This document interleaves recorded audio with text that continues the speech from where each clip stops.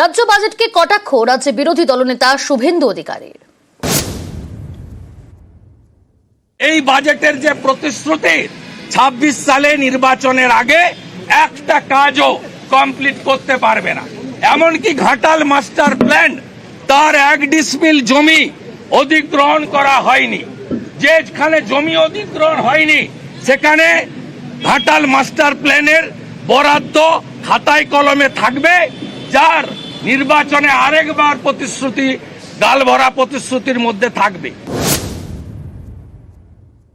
এই বাজেটে সমগ্র উত্তরবঙ্গে নদী ভাঙন, ইরিগেশন স্কিম, পাহাড়ের উন্নয়ন, চা বাগানের উন্নয়ন, চা শ্রমিকদের জন্য পরিকল্পনা এবং সামগ্রিক মালদা থেকে গৌড় থেকে আলিপুরদুয়ার কোচবিহার তার জন্য এই বাজেটে কোনো প্রস্তাবনা নাই। এই বাজেট কৃষক বিরোধী বাজেট।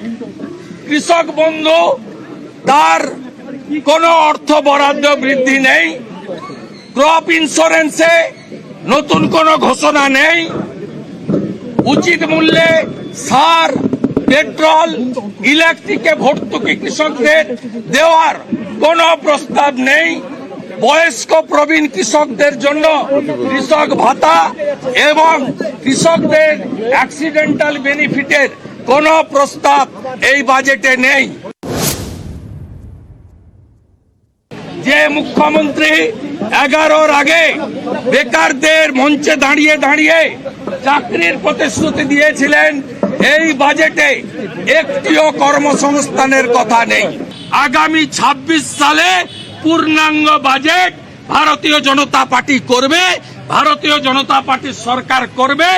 প্রত্যেক বাড়িতে, যে বাড়িতে চাকরি নেই, একটি করে চাকরির প্রতিশ্রুতি 15 বছরে মমতা ব্যানার্জির 15তম বাজেটে বেকার যুবক যুবতীদের সঙ্গে বিশ্বাসঘাতকতা করলেন।